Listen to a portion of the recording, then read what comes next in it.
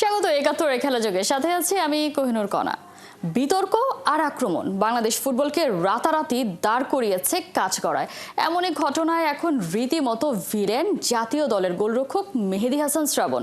ফাহমিদুল ইস্যুতে তার দিকে ধেয়ে আসছে একের পর এক মন্তব্য।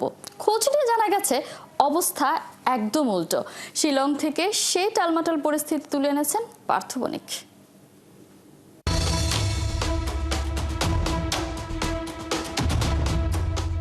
শিলংয়ের দিন যতই গড়ায় ততই ঠান্ডার প্রকোপটা বাড়ে।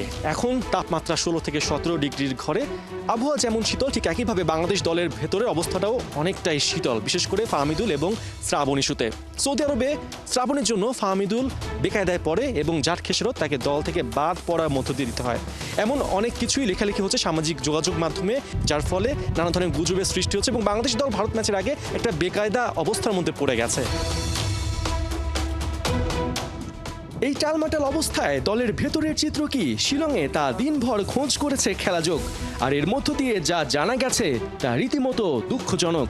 একাধিক সূত্র মারফত নিশ্চিত হওয়া গেছে সৌদি আরবে ক্যাম্প চলাকালীন ফাহমিদুলের সাথে কোনো বাদানুবাদী হয়নি শ্রাবণের। এমনকি শ্রাবণ টিম ম্যানেজমেন্টকে জানিয়েছে এ সবের কিছুই সে জানে না।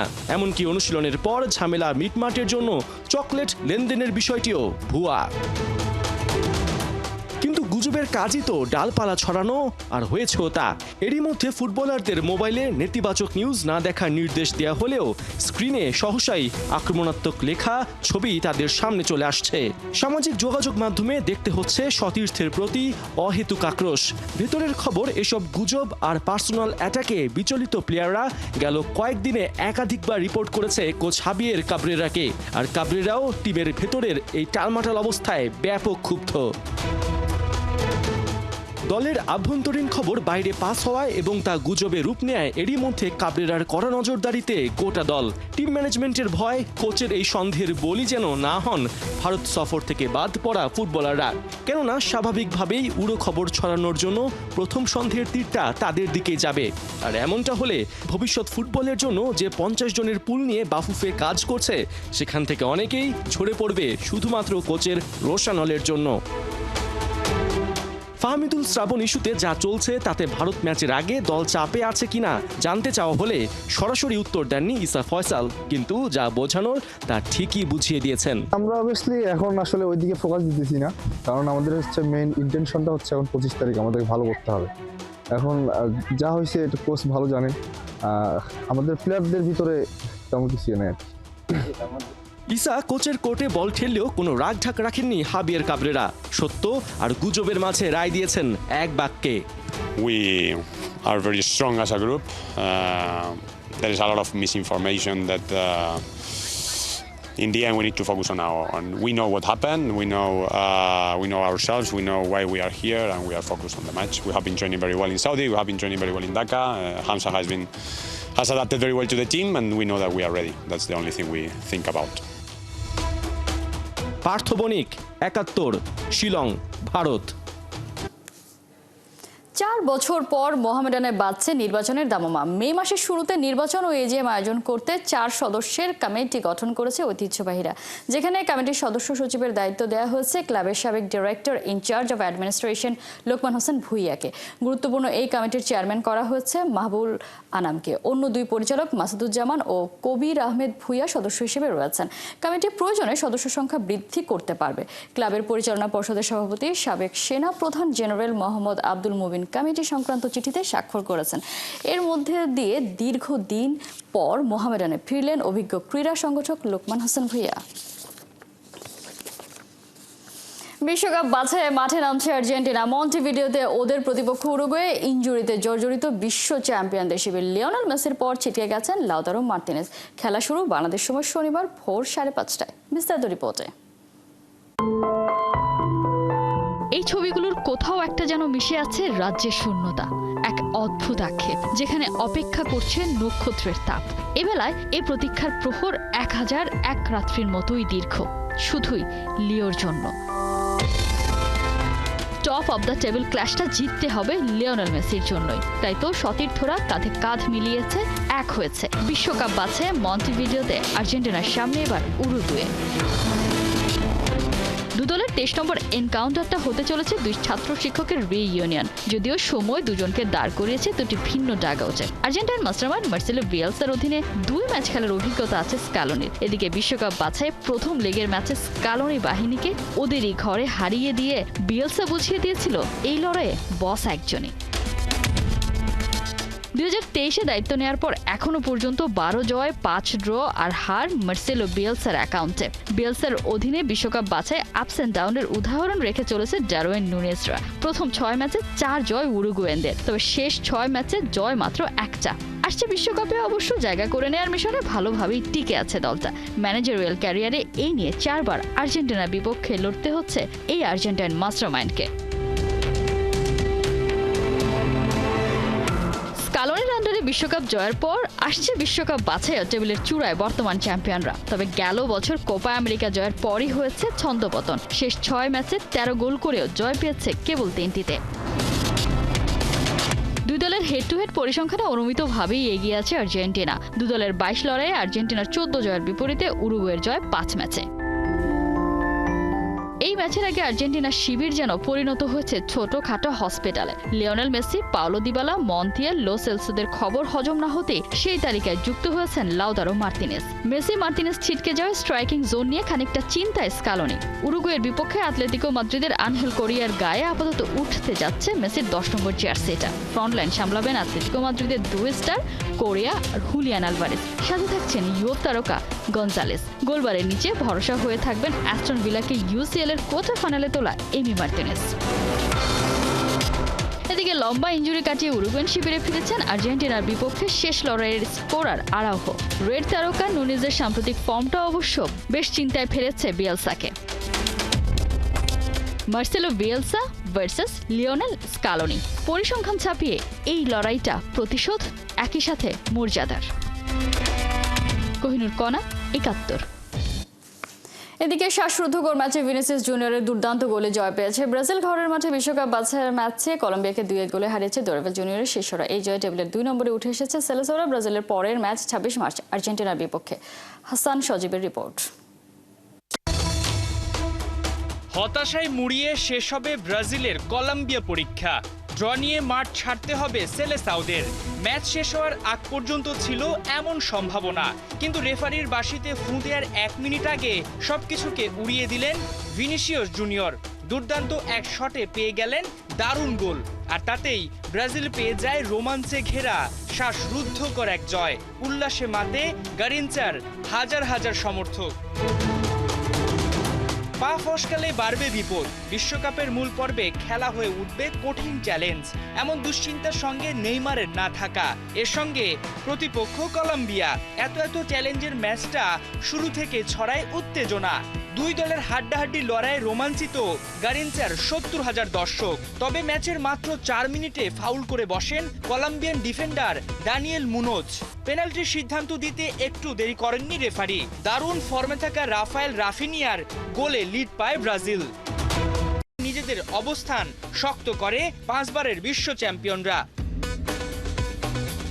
এই জয়ে দক্ষিণ আমেরিকা অঞ্চলের পয়েন্ট তালিকার 2-এ উঠে গেছে সেলেসাওরা। 13 ম্যাচে ওদের পয়েন্ট এখন 21। অন্যদিকে ব্রাজিলের কাছে হেরে কলম্বিয়া নেমে গেছে 6 নম্বরে। 13 ম্যাচে তাদের পয়েন্ট 19। এই জয়ে পরবর্তী ম্যাচে আর্জেন্টিনাকে মোকাবেলা করতে নিজেদের প্রস্তুতি সেরে নিল ব্রাজিল।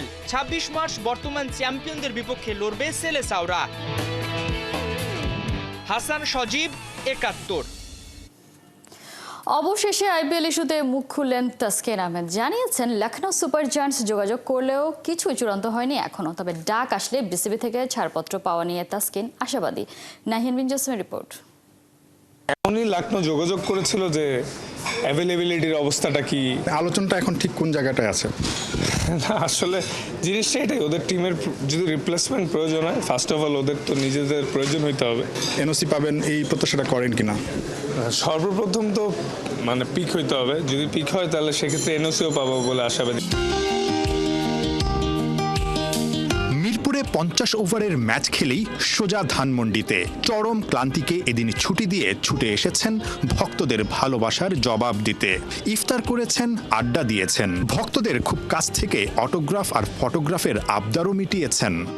তাসকিনের, এমনকি তাসকিন ভক্তদের অনেক দিনের স্বপ্ন আইপিএল মাতাবে তাদের হিরো। এর আগে একাধিকবার ডাক পেয়েও এনওসি জটিলতায় আইপিএল খেলা হয়নি তাসকিনের। এবারও এমন একটা আলোচনা আকাশে বাতাসে উঠছিল। গুঞ্জনটা কতটা সত্য, তাসকিন নিজের মুখেই সেই রহস্যের জট খুলল। না আসলে যোগাযোগ হয়েছিল, যেটা ধরেন আমরা মেগা অকশনে তো বাংলাদেশি কেউ পিক হয়নি, তো নর্মালি লম্বা টুর্নামেন্ট থাকে, সেক্ষেত্রে অনেক রিপ্লেসমেন্ট প্লেয়ার হিসেবে অনেকে নিয়ে থাকে। তো এমনই লখনৌ যোগাযোগ করেছিল যে অ্যাভেলেবিলিটির অবস্থাটা কি, যদি তাদের রিপ্লেসমেন্ট প্রয়োজন হয় তারা হয়তো চিন্তাভাবনা করছিল, তাই যোগাযোগ করছিল। তো এটাই যে এনওসি পাবো কি না যদি রিপ্লেসমেন্টে তাদের কল আসে। তো এটাই আসলে যে যদি আমাদের কারো কল আসে, আশা করি আমরা এবার এনওসিও পাবো। তাসকিন, যেটা বিষয় হচ্ছে যে এর আগে আমরা ক্রিকঅপস চেয়ারম্যান যিনি আছেন তাকে জিজ্ঞেস করেছিলাম যে আসলে আপনি আলোচনা করেছেন কিনা, প্রাইমারি কোনো ধরনের আলোচনা করেছিলেন কিনা, যেটা আসলে আপনার লখনৌ সুপার জায়ান্ট যেটা আপনার কাছে জানতে চেয়েছে যে আপনি আসলে কোনো ধরনের এনওসির বিষয়ে পরিষ্কার কোনো কিছু জানাতে পারেন কিনা তাদেরকে, আলোচনাটা এখন ঠিক কোন জায়গাটায় আছে? না আসলে জিনিসটা এটাই, ওদের টিমের যদি রিপ্লেসমেন্ট প্রয়োজন হয়, ফার্স্ট অফ অল ওদের তো নিজেদের প্রয়োজন হইতে হবে। যদি প্রয়োজন হয় তখন আল্লাহর রহমতে যদি ফিট থাকি, সেক্ষেত্রে এনওসির চাওয়ার বিষয়টা। আর এনওসি কথা হয়েছে বোর্ডের সাথে, যদি আমরা কেউ পিক হই সেক্ষেত্রে এই বছরে এনওসিতে প্রবলেম হওয়ার কথা না, যতটুকু কথা হয়েছে। যদি কোনো কারণে আসলে পিক করে সেক্ষেত্রে ফুল সিজন খেলার ইচ্ছা আছে, কারণ এটা আপনার অনেক বড় একটা ড্রিম। আমরা জানি সবসময় আপনি আসলে বলে থাকেন যে আসলে আইপিএলে অ্যাটলিস্ট একটাবার খেলার ইচ্ছে, এবং বোর্ডের যারা এখন আছে তারাও জানে যে আসলে আপনার এটা একটা ড্রিম এবং আপনাকে সেই সুযোগটা তারা দিতে চায়। সো সব দিক থেকে বিবেচনা করলে ফুল সিজন খেলার এনওসি পাবেন এই প্রত্যাশাটা করেন কিনা? সর্বপ্রথম তো পিক হইতে হবে, যদি পিক হয় তাহলে সেক্ষেত্রে এনওসিও পাবো বলে আশাবাদী, কারণ বোর্ডের সাথে যতবার কথা হয়েছে এই বছর এনওসি নিয়ে কোনো প্রবলেম। শিগগিরই বিসিবি ক্যাপ্টেন্সি ঘোষণা করবে 3 ফরম্যাটের জন্য। আইপিএলে দেখার মতোই তার ভক্তদের আরও একটা স্বপ্ন, তাসকিন লাল সবুজ জার্সিতে ক্যাপ্টেন্সি করুক। তাসকিন কি প্রস্তুত? অনেকের হয়তো একটা আশা যে আপনি একটা সময় ন্যাশনাল টিম ক্যাপ্টেন্সি করবেন, খুব শিগগিরই হয়তো বা ক্যাপ্টেন্সিও ঘোষণা করা হচ্ছে। এর মধ্যে কি আসলে বিসিবির পক্ষ থেকে আপনার সঙ্গে ক্যাপ্টেন্সি ইস্যুতে কোনো আলোচনা হয়েছে কিনা, বা ক্যাপ্টেন্সি ইস্যুতে আসলে আপনার ইয়েটা কি, আসলে ভিউটা কি যে আপনি দায়িত্ব পেলে করবেন কিনা? না আসলে এটা টোটালি বোর্ডের কল, বোর্ড যারা বিবেচনা করবে সেই করবে। এবং দিন শেষে আমি অ্যাজ এ প্লেয়ার ক্রিকেটটা অলওয়েজ এনজয় করতে চাই, নিজের সেরাটা নিংড়ে দিতে চাই দলের জন্য, কারণ ম্যাচ যদি জিতে দিতে পারি এর থেকে বড় স্বস্তির কোনো বিষয়ই নেই। আর বোর্ড যদি কখনো মনে করে তখন ডিফারেন্ট স্টোরি। আপনি রেডি? বোর্ড চাইলে চেষ্টা করবো ইনশাল্লাহ। Thank you. বর্তমানে জাতীয় দলের সবচেয়ে দামি ক্রিকেটার তাসকিন আহমেদ। পারিশ্রমিকের মতো দিনে দিনে তাসকিনের দায়িত্ব বাড়ছে। তাসকিন চান সামনের দিনগুলোতে বল হাতে ভক্তদের আরও বেশি ভালোবাসার প্রতিদান দিতে। নিজের জায়গা থেকে তো সবসময় ইমপ্রুভমেন্টের চেষ্টা করছি, তো তাদের ভালোবাসা, দোয়া, রহমত এগুলো থেকেই আসলে আরও নিজেরও মন চায় যাতে আমি দেশের জন্য আরও ভালো কিছু করতে পারি। এটাই। নাহিয়ান বিন জসিম, ৭১। শনিবার পর্দা উঠছে ইন্ডিয়ান প্রিমিয়ার লিগ আইপিএলের 18তম আসরের উদ্বোধনী ম্যাচে রয়্যাল চ্যালেঞ্জার্স বেঙ্গালুরুর বিপক্ষে মাঠে নামছে বর্তমান চ্যাম্পিয়ন কলকাতা নাইট রাইডার্স। কলকাতার ইডেন গার্ডেন্সে খেলা শুরু হবে রাত 8টায়। রহমান পের রিপোর্ট। আইপিএল মানেই বিশ্বসেরা ক্রিকেটারদের মিলন মেলা। গ্যালারিতে দুটি ছড়ান বলিউড তারকারা। 4 ছক্কার উৎসবে টি-20-র উত্তেজনা, স্বপ্ন, আবেগ, রোমাঞ্চ সব মিলিয়ে এক মহাকাব্যিক লড়াই। বর্তমান চ্যাম্পিয়ন কেকেআর, তাদের মুকুট রক্ষার অভিযান শুরু শনিবার। 18তম আসরের উদ্বোধনী ম্যাচে কলকাতার প্রতিপক্ষ রয়্যাল চ্যালেঞ্জার্স বেঙ্গালুরু। প্রথম ম্যাচেই লড়াইটা হতে পারে জমজমাট। বিরাট কোহলি বনাম আজিঙ্কা রাহানে, ভেঙ্কটেশ আইয়ার, ফ্যানরা পেতে পারেন রুদ্ধশ্বাস ম্যাচের স্বাদ। কেকেআরের ব্যাটিং লাইন আপ অসাধারণ। প্রথম বল গড়ানোর সঙ্গে সঙ্গেই থাকবে ঝড়ের ইঙ্গিত।